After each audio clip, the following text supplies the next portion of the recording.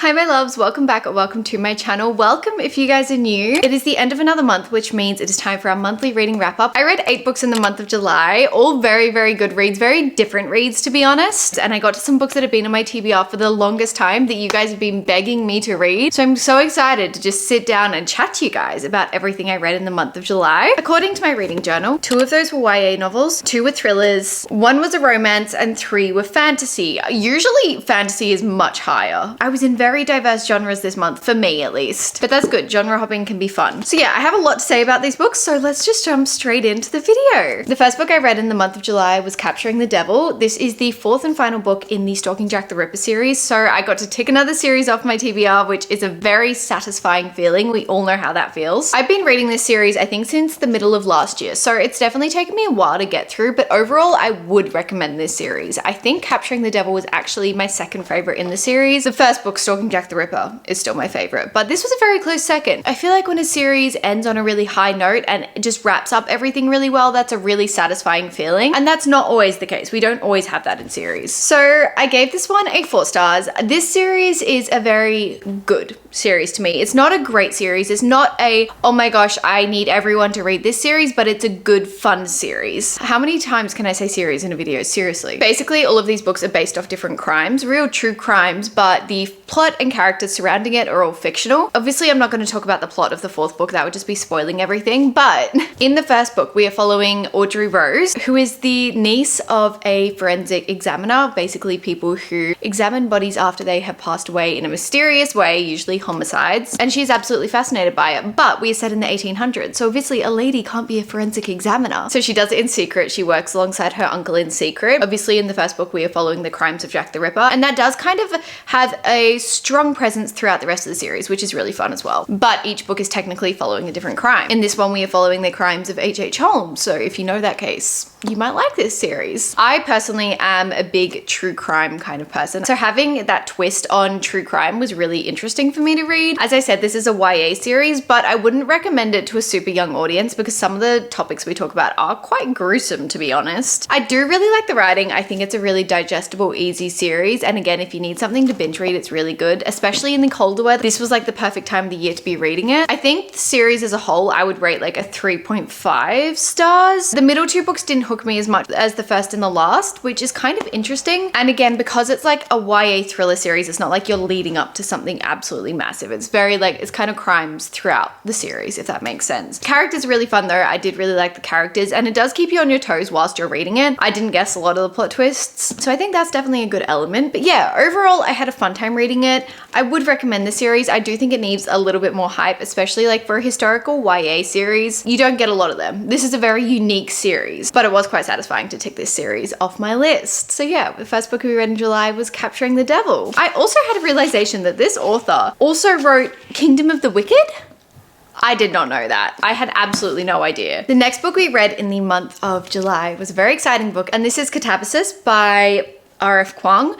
Now, it's a little bit of a weird looking book because it is an arc. I literally couldn't believe it when this showed up on my doorstep. I was so grateful, and I know that this is in really high demand, and obviously it's R.F. Kuang's newest book. I was very scared to go into this, but I knew I wanted to jump into it immediately and get my review out to you guys before it actually comes out as well. I think it's really useful. Overall, I want to say I liked this book. I had a really good time reading it, and it was a bit of a whirlwind. It was a whirlwind. Thoughts are kind of all over the place, even a few weeks later after finishing this, because I finished it very early July. My thoughts are still all over the place. I'm going to try and wrangle them up and communicate them as best I can to you. So in Catabasis, we are following Alice and Peter. They are both academics, and in this world, they're kind of like academics of magic. They study different areas of magic and how to handle and conjure spells and everything like that. However, recently Alice's mentor passed away under very unusual circumstances, and that means her chances of having a career as an academic in the magic world are severely limited. She sees her mentor as basically her only chance of getting a career in the magic world. Peter is a fellow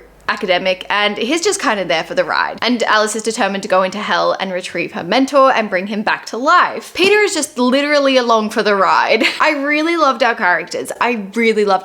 That was easily my favorite part of this entire book. I also really enjoyed R.F. Kuang's depiction of hell. I find it really interesting. I talked about this in a recent podcast episode, but I find it really interesting to see different authors perspectives of hell and how they choose to construct their version of hell. I always have found it really interesting. I don't know if that's the Percy Jackson girl in me. I've always just been very, very fascinated by it. This version of hell, I'll give you a little preview of the map. This is what it looks like. So there are the different levels. So there's like cruelty, violence, wrath, greed, desire, pride, and you have to go through these different levels of hell. I think this depiction of hell is very much inspired by a Greek depiction of hell, but don't quote me on it. However, there were quite a few elements that I didn't love about this book. I did think it was very slow moving, and that's not necessarily a bad thing, but it just didn't make me as hooked as I could have been, I think. Overall, I think I'm going to give this book a 4.25 stars. So it was still a really good book, and I still highly recommend it, especially because of the characters. I really liked, as I said, the depiction of hell.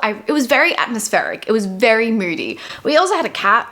I love when there's like cats as characters in books. That's just really fun for me. But it also just made my emotions go like this. They had no control this entire book. They were going everywhere. I was quickly connected to the characters. One thing I will say though is it is pitched as the most unexpected love story of the year. Personally, I think that made my view of it a little skewed because I don't picture this as a love story. I picture this as like a character study and following these two characters throughout their journey of hell. It's not necessarily a super high stakes situation by any means, but I wouldn't depict it as a love story. I don't know whether that was just my experience reading it.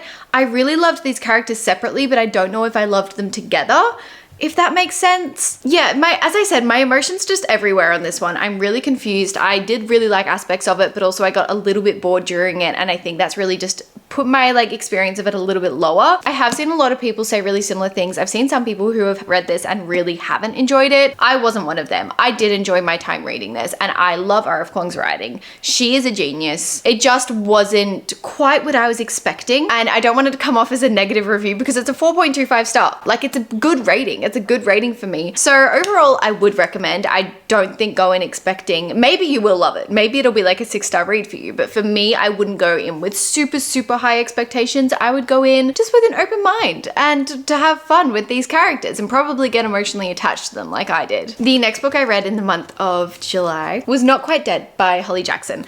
I was lucky enough to receive a slightly early copy of this one from Penguin, and this is Holly Jackson's first adult thriller, which is really exciting. The first one I've read, at least. I'm pretty sure it's her first one. I've read everything else by Holly Jackson, I'm pretty sure. I've read the Good Girl's Guide to Murder series. I've read the reappearance of Rachel Price. I've read Five Survive. I think that's everything she's written. Correct me if I'm wrong. I love Holly Jackson's writing. She's so fun and so addictive. Her books just grasp you and do not let go, and this was absolutely no exception. I loved this. I cannot recommend it enough. Also, just the whole plot of this was so much fun and such high stakes that you just couldn't put it down. Basically, we are following Jet. She gets attacked on Halloween night by an unknown intruder into her house, almost dies, and is basically told when she wakes up a day later that she has an aneurysm in her brain that is going to cause her to die within the next 7 days. Obviously, they have no idea who attacked her, and she is determined to solve her own murder, essentially, because obviously she is going to die and she has this little time period, and so she's trying to solve her own murder in 7 days.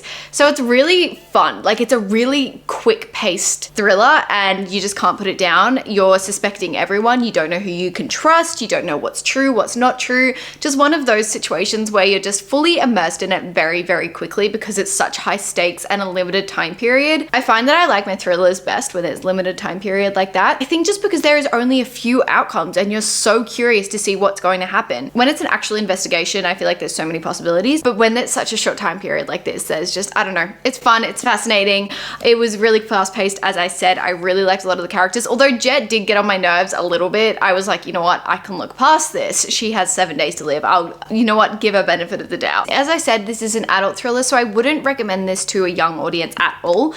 I would say like 16 plus. But if you're a fan of Holly Jackson, like, you need to go pick this up immediately. I had such a fun time in saying that. I gave it a 4.25. There were some things a little bit about it. There were some plot points that I did pick up pretty quickly, like some plot twists that I wish I hadn't seen. I always find it really hard to rate thrillers for some reason. I feel like I'm really good at rating fantasy books because I know, you know, these are my like criterias of what a good fantasy consists of. But thrillers, it's not as like set in stone in my mind. I'm a little bit harsh. This was a really good thriller, probably one of the highest thrillers I've rated in a long time. I did tear up a little bit during this. for a few reasons that you probably wouldn't have guessed. And yeah, I teared up. I wasn't expecting it. Highly recommend this one. Next, I read Breaking Point by Mads Rafferty. This is her first romance release, I think, which is really, really exciting. And I was lucky enough to get an early copy on my Kindle. I was so in the mood by now for a romance that I just picked this up as soon as it landed on my Kindle, and I had the best time. This was a little bit emotionally traumatizing, to be honest. I did cry a lot in it and I didn't really expect to, but I want to break it down because there were so many elements of this book that I loved and that I wish I saw more of in romance books. We are following our main protagonist, Bella. She has recently been fired from her job that she didn't really like anyway, but she's in desperate need for a new job because her mother has cancer and she has to pay for her treatment. Bella wants to do absolutely everything she can. One night she kind of mistakenly applies for this assistant position that has a weirdly high salary, and it's the assistant position for Grayson, who is a very famous hockey star. While she doesn't really want to be an assistant, she does really need the money, so she takes on the role. And so it's a bit of a forced proximity. There is the fake dating trope in this as well, which is one of my favorite tropes, to be honest. I do love a fake dating trope, and I think this was done really, really well. We also had multiple chronic illness representations. Seriously, we need more of this. I love it when there are chronic illness representations and it's not the main point of the character, but it is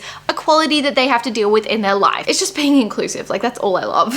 The reason I loved this integration as well is because I deal with similar chronic illness. So it was really nice to see it in here and just kind of see a bit of myself in the characters as well. I really, really appreciated that. But honestly, this just had so much more emotional depth than I was expecting. I went in thinking this was going to be a fun, cute little hockey romance. No, this tore my bloody heart out. I gave this book a 4.5 stars. Like, that is a ridiculously high rating for me for a romance book. Again, romances are kind of hard for me to rate, but as soon as I have an emotional connection to them, I rate them pretty damn high. And this one, I just felt like the characters felt really refreshing. It was quite similar to a lot of romance books I've read before, as in we have a hockey setting and is their assistant. I have read books like that before. To be honest, I don't judge romance books that much based on that. I do appreciate a unique plot, but more in romances, I'm focusing on the characters than anything else. The next book I read in the month of July, I am so excited I can finally say this, and we do have a reading vlog coming on this, and that is The Raven Scholar. I won't talk too much about this because I have said a lot of my thoughts in my reading vlog, but The Raven Scholar has been on my TBR for a long time. It's been on my monthly TBRs a few times now, and it has purely intimidated me because of the length. It is a lengthy book. I think it's like almost 700 pages. But The Raven Scholar is a high fantasy, I would say, which again, we love. We love getting back to the high fantasy roots. Sometimes just high fantasies are a little bit intimidating. Basically set within a world where every 24 years a trial is held for the next emperor. The emperors do not go by bloodline in this world. They are purely by contest and whoever wins. One aspect I really loved about this book as well is there are different, like, almost houses or clans. So there's like the ravens, the monkeys, the bears, the tigers, the foxes, so many different animals, and every person in those kind of groups or those houses possess those animals' traits. For example, foxes are very sly and witty. Also, I love foxes. I'm obsessed with foxes. So yeah, I really, really enjoyed, like, this was so much fun. I actually am really conflicted on my rating for this one. It's somewhere between a 4.25 and a 4.5. It was a little bit slow. There was a lot of info dumping, a lot of world building, and a lot of character development and character study, I would say. There wasn't a heap of action apart from when the trials were taking place, and it was quite slow moving. However, I'm not opposed to that in a fantasy. I think that can give us some really, really good foundation, especially for a high fantasy setting. I think you kind of need it. So I was not opposed to that in any way at all. And I did really, really enjoy this one. Yeah, I don't want to talk too much more about this one because I want to leave a lot of my thoughts to the vlog, but highly, highly recommend. The next book I read in the month of July was Ritual by Chloe Elizabeth Wilson. This was my in-person book club pick for the month, and I'd heard a little bit about this one.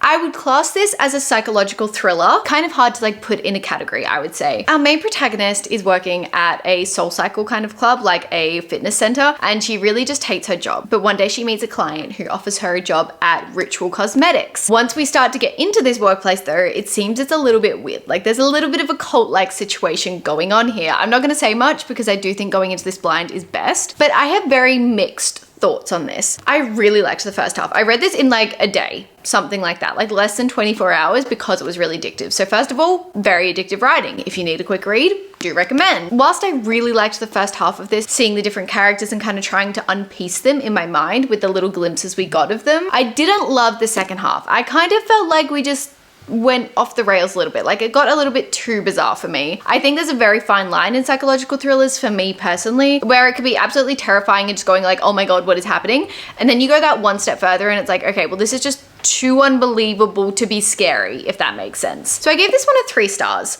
Not a bad thriller by any means, but not the best I've read. I did really like the setting of it. Like having this kind of beauty cult was really, really interesting. And there were a lot of elements that I did really like about this. And as I said, literally so addictive. I read this so quickly and it definitely was needed. Like after the books I'd been reading this month, I needed a quick refresh. I needed my mind to just kind of go whoom, and just have the best time reading this in a sitting. But yeah, if you need to like cuddle up in the bed and just read a book quickly, I would recommend. Very conflicting feelings on this one. My mind is kind of all over the place. I think I would recommend, but I wouldn't rush to recommend it. I feel like I'm being really vague here and my mind doesn't know what it wants, but yeah. The next book, I know you guys are going to be so happy with me. I hope you guys are going to be happy with me for reading this, and that is Our Infinite Fates by Laura Stephen. You guys have been begging me to read this for a long time. Again, this has made it onto multiple monthly TBRs and I've never picked it up. I don't know why. It's not an intimidating book. It's not very long. Oh, my bookmark is still in it. Whoops. But I finally got to it this month, and honestly, I think I picked it up at the perfect time. I was so in the mood for this, so much so that I just absolutely binged it and had the best time reading it. Best time, and also my heart broken multiple times. If you don't know what Our Infinite Fates is about, we are following 2 characters that reincarnate in different lifetimes, and each lifetime before they get to the age of 18, they have to kill each other. It's just like this cycle. Front cover sums it up the best. They have loved each other in 1,000 lifetimes. They have killed each other in every one. So it is a very kind of bizarre plot. You just don't really know where it's gonna go, how everything is going to be okay by the end of this book. I was really confused a lot of the time. Again, this just broke my heart multiple times. I really, really liked our characters. I did get a little bit shocked towards the end. If you know, you know. I don't know if I loved the ending. I loved the first, I would say 70% of this book. I literally could not put it down. But the ending made me have kind of conflicting feelings on it. I don't know how I feel about it, to be honest. And I wasn't expecting to say that. I think we're gonna go with a 3.75 rating. If I changed it on the screen, that's because I've thought about it more, but I only finished this literally a day ago. So I'm still kind of grasping my thoughts on it. I really like her writing. I'm really excited to read more by her. You guys very much let me know that Laura Stevens also wrote Silver Cloak, which I put on my TBR for this month as an unknown author, like an author I haven't read before. And technically when I put that on my TBR, I hadn't read this book. So it was an unknown author to me. But yeah, you guys seem to very much want to let me know that this is also the same author, which, you know what? I didn't know. I had no idea. So thank you so much for letting me know. But to be honest, I would recommend this book. I think it's a really fun, unique kind of fantasy setting. It was unlike anything I've read before. We don't really have like high stakes by any means. It's not an adventurous fantasy. It's more like a magical realism, maybe? I don't know what you'd classify it as, but it's not like a high stakes situation by any means, but it is really interesting. Overall, really enjoyed the first half. The second half kind of lost me a little bit towards the end. I wasn't sure if I liked the whole conclusion to it, but like I did like most of it, if that makes sense. I did like our characters. Gracie in particular.